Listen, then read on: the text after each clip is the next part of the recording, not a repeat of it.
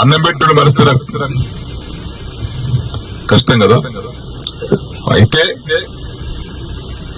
రాజకీయ పరిణామాల వల్ల కొంతమంది దౌర్భాగ్యాలు చేసినటువంటి బాధల వల్ల మారాల్సి వచ్చింది. ఇవన్నీ హామీస్తున్నా 6 మాసాల్లో కూడా పూర్తి చేస్తా అన్నాడు. ఇవన్నీ కండువ కప్పుకున్నా. ఆ కండువ కూడా జాతీయ కండువ కప్పుకున్నా. నయమైంది. ఈ కోర్టు కేసులు ఉన్నాయి మా మీద కోర్టు కేసులు నడుస్తున్నాయి. అరే చేతి గుర్తు కండువ కప్పుకోలేదు బాబు, ఇందిరమ్మ బొమ్మతో కప్పుకోలేదు, జాతీయ కండువ మోదీ కూడా కప్పుకున్నాడు ప్రధానమంత్రి, అది కప్పుకోరా చెప్పిన. నవంబర్ 7 తారీఖు నాడు సీఎం గారింటికి మీటింగ్ అయితే పోయినా. అందరు ఎమ్మెల్యేలకు మాట్లాడుతుంటే మాకు కూడా తెలిసాడు. అది ఫిరాయింపుదారుల ఎమ్మెల్యే మీటింగ్ పెడితే అందరు పోయినాం. మీటింగ్ అయినాక విడివిడిగా మాట్లాడి పోయినాం. పొంగులేటి శ్రీనివాస్ రెడ్డి కూర్చున్నాడు, బట్టి కూర్చున్నాడు ఆయన పొలిటికల్ ఆ ఛాంబర్ లో. నేను పోయి శ్రీనివాస్ రెడ్డి రేవంత్ రెడ్డి గారు లేచాడు, కూర్చోసేనని అన్నాడు. ఒకటి అడిగితే సమాధానం చెప్పినా కూర్చుంటా అన్నా.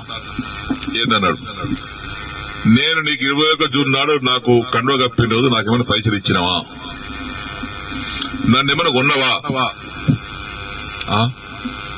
కట్లట్టు సినా కొన్నావా చెప్పు, నాకేమైనా ఇద్దరు ఉన్నారు, నన్ను ఏమన్నా నా ఎమ్మెల్యేషిప్ కొన్నావా, నన్ను కొన్నావా చెప్పు, నేను అమ్ముడు పోయినా నీకే చెప్పినా.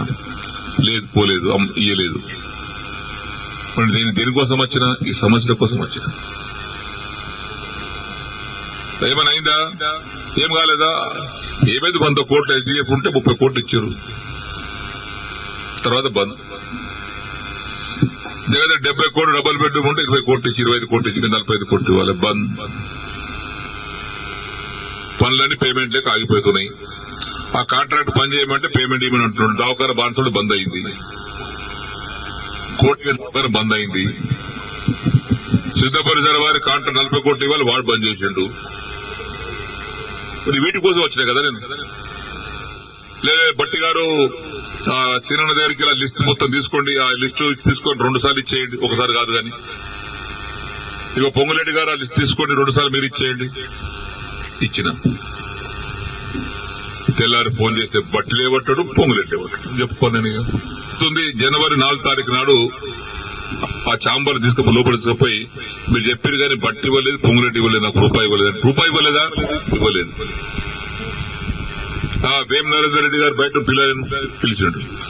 వేమన్నా సీనన్న బాధపడుతున్నాడు, అది ఇంకా పేమెంట్ కాలేదట, నువ్వన్నా మార్చిలో కూడా 3 విడతలు ఇప్పి. సరే ఆయన తీసుకుని ఆయన వెళ్ళిపోయాడు. తెల్లారి వేం నరేందర్ ఫోన్ చేస్తే ఆయన లేపు